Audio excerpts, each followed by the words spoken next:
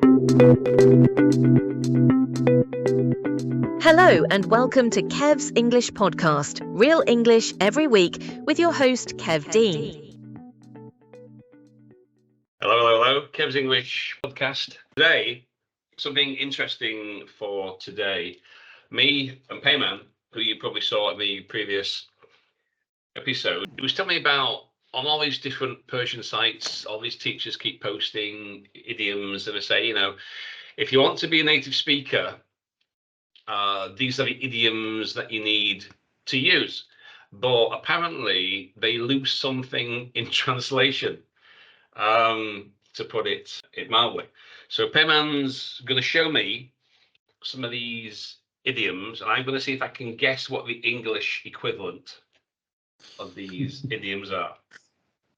So we'll see. Tell us a bit about this. Where these idioms come from? Where did you find them? Who is claiming that these are what English people actually speak? Well, I was just reading a website page the other day and I came across with some Persian idioms. I needed to ask a native English speaker to make sure that if they are accurate or not.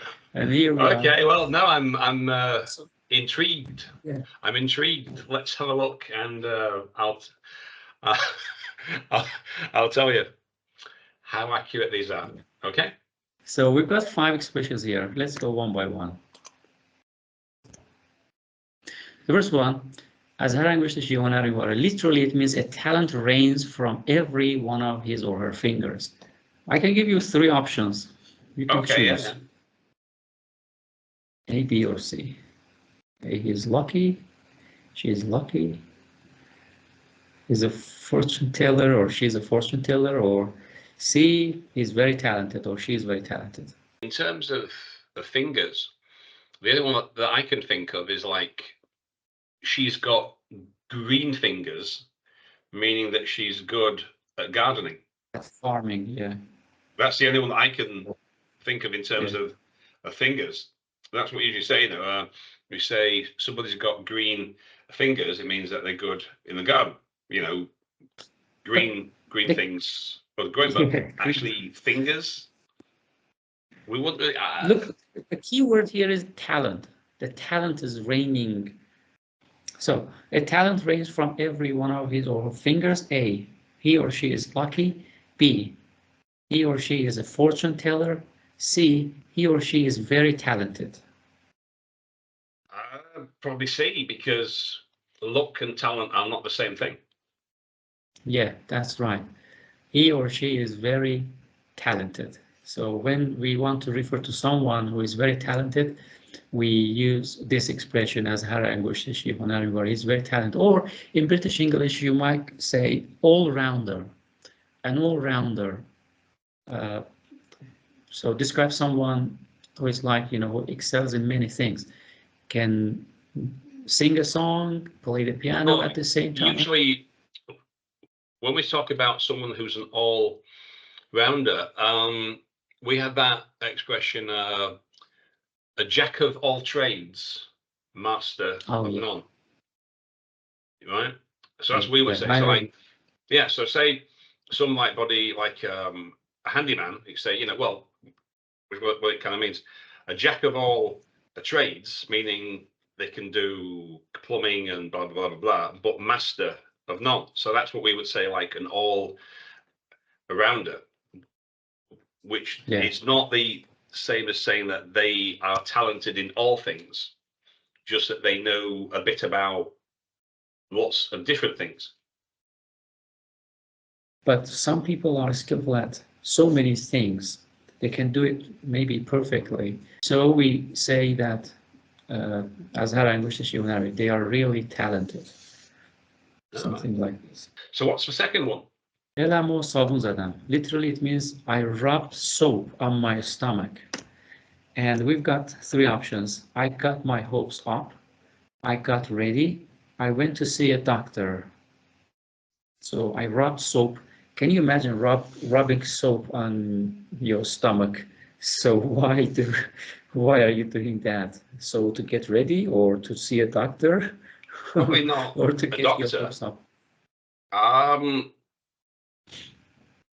To get your hopes up. You're invited to someone's house for lunch, and now you're expecting a shish kebab. But when you get there, it's something cheap, and you ended up with, oh my God, I was waiting for something, better. Having too high expectations. But Yeah. That's a strange one though. Rubbing a soap on your stomach. So what's that Next third one? Yeah. This one is Khoda Vakili. Khoda means God. So literally it means God as an attorney.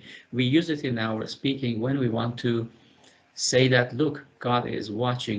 Well, we have an expression that some people say when we say it, only God can judge me. So some people sometimes have it like a T-shirt, like in America, they say, like only God can judge me. So it's like kind of saying society cannot judge me, judge my actions. Only God can do that. So that's All right. that's Let me give you the only some phrase that I context. can think of talking about, So, an advocate or a sort of judge. Only God can judge me. So as in like, all right. you can't judge me.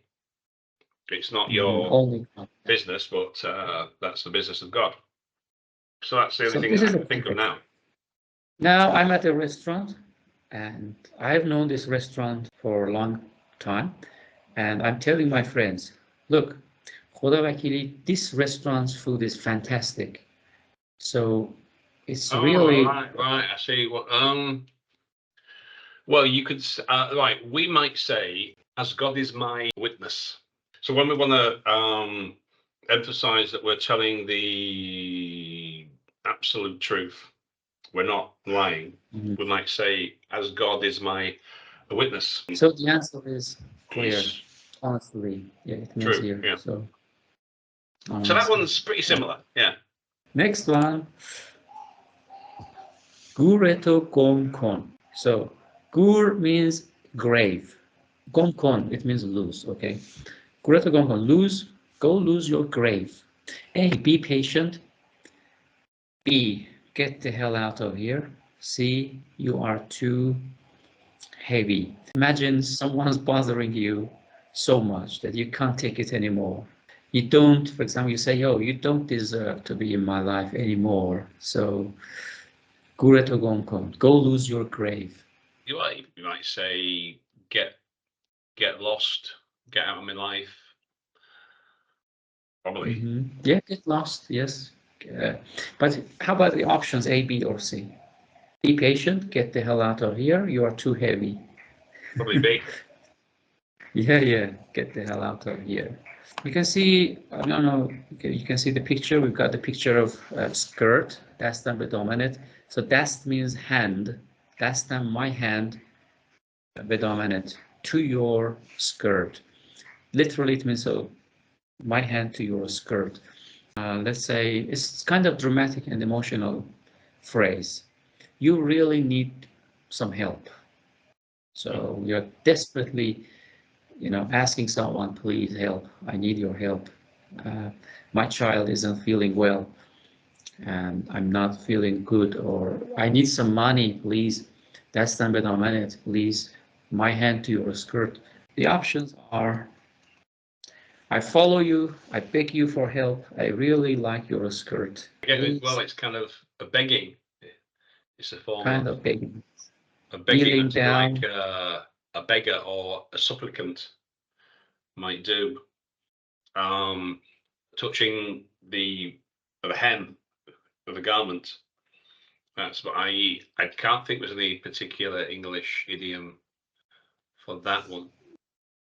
Or kneeling, Not in someone terms of is that. kneeling down in front of a king and holding, grabbing the shoes or the end of the pants or trousers and helping, asking for help. Maybe Well, it's that's something like like that. petition or petitioning or pleading. Teacher gives the student 5 idioms and asks him or her to use it in his speaking for example, in 1 minute or in 2 minutes. So Right. I I'll just give you a quick story, right? So I had a student that was taking the IELTS test. This is a few years back, and he'd been to some like school or something, and we were doing a part 2 question, a topic card, and because he'd been told that he had to include idioms, you know, so he says, so to cut a long story short, once in a blue moon, you know, a rolling stone, it gathers no moss. Moss. And he basically tried to use an idiom in every sentence, and it just sounded nonsensical, you know. So to cut long story short, okay, one, you know, blah blah blah blah blah. It was raining cat, you know. As we all know, a rolling stone gathers no moss. Once in a blue moon, and but I can't remember all, but it was just coming out with all this stuff, and I said, you know, why are you doing that? He said, oh well, because you know some teachers said that to get a high speaking score you have to use idioms. I said, yeah, but only when appropriate. Yeah. If the examiner thinks that you're trying to force it in, it doesn't fit, it will lower your score, not increase it. So you can use them once in the blue moon. To cut a long story short, you know, a bird in the hand is worth 2 in the bush, or whatever. But they've got to fit. On Instagram, there have been lots of videos about how to say chandomin. Now I will tell you what it is, chandomin. It's a Persian word we use when we refer to the position or order of something in a sequence or queue. For example, which number president was Joe Biden? Or is this the nth time I reminded you? So the nth time, which number? And one teacher said we can use whichsoever was Joe Biden, whichsoever president was Joe Biden, or something like this, or which number president, what number president was Joe Biden, when we want to refer to the position or order of something, Yeah. or the position or the order of you're reminding someone. How many times should I tell you? Okay, or is this the nth time? Or what's your birth order when you want to ask the child? Are you the middle child? Are you the second? I mean, are you the first child? Is there any You fixed could say, phrase? well, no, you know, your relative pronouns which or what, but we usually use what if it's a question, you know, which president was Joe Biden, or what number president, if you qualify it with an adjective. So you wouldn't say which number, well, would you say that which number president or which president was Joe Biden, or what number? I would probably use which as a relative pronoun in that case. Which number president, you could probably use what number president, but I would use which. Right. There's not a lot of difference in meaning in that, because it's ordinal. First, second, first, 47th, 40, well, as it currently is, it's 47th. How about the order of a child? Which number child are you? What number child are you? You could say that. Which, it doesn't make a lot of difference, really. So, I mean, is it common to ask these questions like this in English? Well, you could ask which. So, if you know that they've got some brothers and sisters, you could say which child are you? Or, you know, they say, oh, I'm the youngest, I'm the oldest, I'm the second, I'm the third, or whatever, you know. You could say that. And how about this? Is this the nth time that I've reminded you? Could it be changed into which number time is that I'm reminding you? You wouldn't say that, no. You say how many times? You say, how many times have I told you this? How many times? That's what you say. You wouldn't say which number.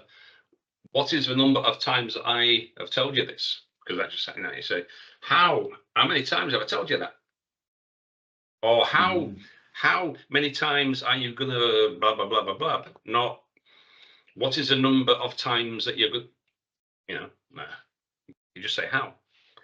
How many more times? How many more times are you gonna, etc. Something else. So I've added whichsoever. So whichsoever, because one teacher said we can use whichsoever. Is that wrong? Whichso? I certainly wouldn't be saying that. One more thing. This is the last one. So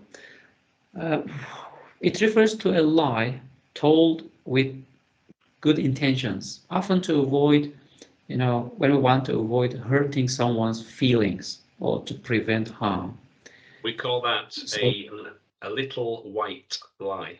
Yeah, but one teacher said that this is not a white lie, it is expedient lie.